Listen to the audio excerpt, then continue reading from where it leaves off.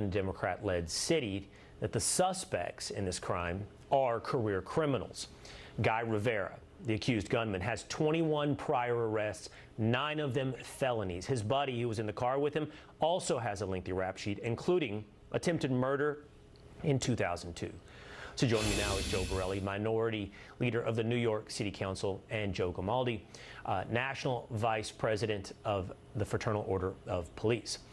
Joe, you were, by the way, an officer. You were at the time. Officer Diller killing was happening, and this wake was taking place. We have this celebrity-filled event with Joe Biden and Barack Obama. What do you think that message is to New Yorkers tonight as you see the different choices by the two candidates for president? Well, I got to tell you, I don't think the chasm between Trump and Biden could be any bigger than it is. Loudly and proudly supporting law enforcement, condemning the violence against us, calling for law and order, and showing up at that officer's wake to pay his respects to Officer Diller.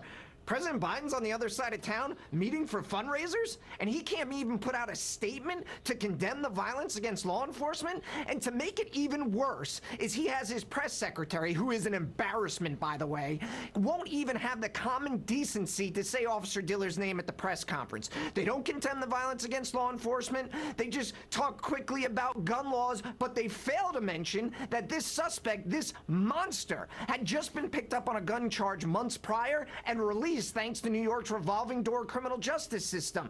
This officer should be alive and with us today because the system failed him. And that press conference was a smack in the face to every law enforcement officer in this country. You brought up Cade's, both of your names, so I'll go back to you, Joe Gamaldi, here at the end. In helping to make that choice so clear, Joe Biden today tweeted out a video comparing himself with Donald Trump and said the following. I'll tell you this.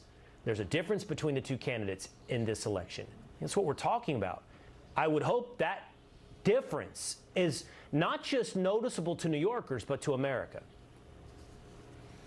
Yeah, well, I think it's very clear we're at a fork in the road. And down one fork is law and order, and the other one is chaos and disorder. And Americans are really going to have to make a decision. Do we want a continuing war on cops that saw 370 shot last year? Do we want to continue to see record homicide numbers to the tune of over 20,000 for 3 years straight? We haven't seen those numbers since the mid-1990s. There's a very clear choice on this ballot, and we have to decide what kind of future we want in America. Do we want prosperity? Do we want our urban communities to thrive? Because right now, the exact opposite is happening. We are going to lose our urban communities for a generation, and it's all thanks to revolving door criminal justice system policies, rogue DAs, and activist judges, and it's time we get ourselves back on track. All right, Joe Gamaldi, Joe Borelli, thank you both so much.